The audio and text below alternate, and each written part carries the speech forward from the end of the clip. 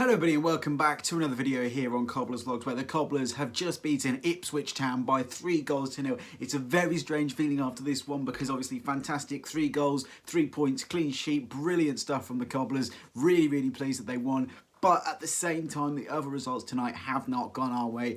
But before we talk about that, let's talk about the game where the Cobblers emphatically beat Ipswich by 3-0 against a really poor Ipswich side. So what are we waiting for? Let's get into this match review.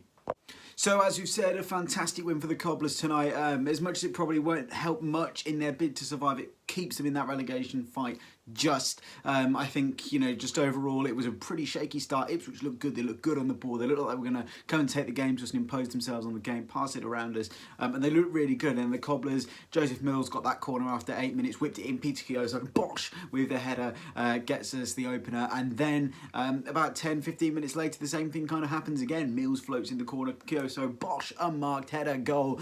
Ipswich looking really vulnerable at that point, and I kind of thought that they would then really come and take the game at us and try and get back into it. And I mean, at half time my dad said to me, we'll take a point now, won't we, expecting Ipswich to come out at us in the second half and maybe get those 2 goals level. And for maybe 10 minutes after half-time, 10-15 minutes, Ipswich did that. They did try and impose themselves on the game. It didn't really create any clear-cut chances. I mean, Kane Vincent-Young probably had their only clear-cut chance. I mean, they hit the post twice in the first half, but Kane Vincent-Young in the second half from, 3 yards out, somehow Jonathan Mitchell managed to fly across his goal and make the save, which was unbelievable to deny the full-back for the Tractor Boys.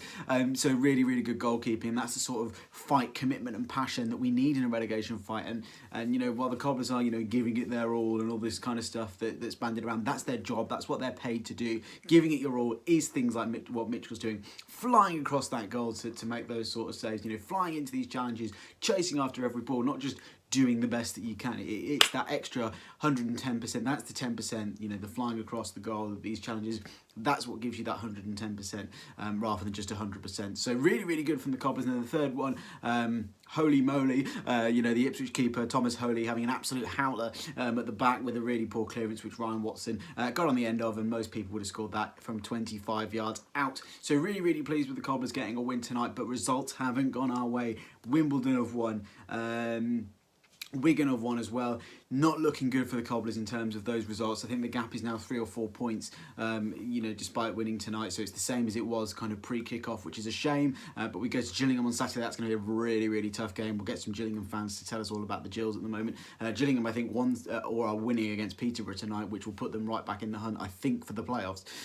So, that could be make Saturday's game really interesting. But we need to win at least 2 of our last 4 games. We've got Blackpool, Sunderland, Gillingham left to play. It's only 3 games, isn't it? Is it Blackpool, Sunderland, Gillingham? Is there another one I'm missing? Somebody tell me in the comments, but I think it's just those 3 games. So yeah, it's going to be really tough to stay in this league now. But happy with the win tonight, happy with 3 goals, happy with 3 points. Let's have a look at what you guys made of it on Twitter. Okay, so let's get into it and have a look at what you guys thought on Twitter. Before we get into that, obviously we've heard about all this Super League news. It looks like Chelsea and Manchester City are going to be pulling out of the Super League. Still a disgrace and disgusting that they agreed to be part of the founding members in the first place, but good to see that they are pulling out, and hopefully some more clubs follow suit. But you don't need me to talk about all that. I echo probably all of your opinions, all the opinions on social media, so you don't need another voice listen to harping on about that. Let's have a look at what you're making of it on Twitter. Jake Sharp, who is of BBC Radio Northampton, a worrying tweet here. The Cobblers live to fight another day with a really good performance, but they could be relegated on Saturday if results go against them, which is really worrying. If we scroll down, Helen says, better performance and fantastic to keep a clean sheet, but it's far too little, far too late. Charles Collins of the Cobblers to Me podcast says, great result for the Cobblers tonight, real battling performance. Can't help feeling it's too late though. Wigan and Wimbledon both started their escape earlier and will cross the line before we do. James Hennigan from the Cron has said a few weeks ago, no one at the bottom could win, and now they're all at it. Frustrating set of results, but John Brady promised Cobblers will fight until the end, and they certainly did that tonight. Keep it up for the rest of those games, and you never know. That's it, isn't it? You never know what's going to happen in football. Michael says, can't find the last team to be relegated with less than 52 points from League One. Just win the final 3 games. Easy. Patrick Payne says, need last season's playoff sprint now, with a gif that says hanging on in there. So a lot of people reflecting on the fact that the results haven't gone our way tonight, rather than how good we were. Ashley said the Embers are out, but Wigan keep on stamping on them. Cracking performance though, with the hashtag NTFC. Well, final one will go from Phil Kirby. He says too little, too late. I think great performance, but it won't keep us up, and that seems to be the general trend, and also what we've said throughout this video so far.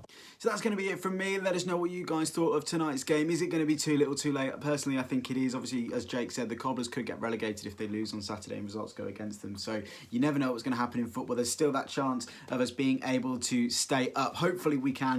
You just never know, do you? So thanks very much for watching this video. Let us know what you think in the comments. Aren't we going to stay up? Is it too little, too late? Make sure to hit the like button if you haven't already. Hit the subscribe button as well. Don't forget to check out our partners, FanHub, the app, which is going to be rewarding fans for their loyalty. You're going to be able to earn fan shares on the FanHub app, which you'll be able to in future hopefully exchange for cash and you know, vouchers and stuff like that, and get rewards. So get in there early, get it downloaded, and you could be rewarded on FanHub very, very soon indeed. So yeah, like I said, that's going to be it for this video. Thank you to our Patreon supporters, Adam Page, Mike Fuller, Luke NTFC, and Jason Rodhouse. You're all absolute legends. Adam Page got his mug last week. Will Ulrich got his mug as well. Obviously he's part of the team. So Jason, your mug is going to be on your way to you very, very shortly as well. So thanks very much to everybody watching. Make sure to hit the like button, hit the subscribe button, and until next time, we'll see you all later. Bye bye.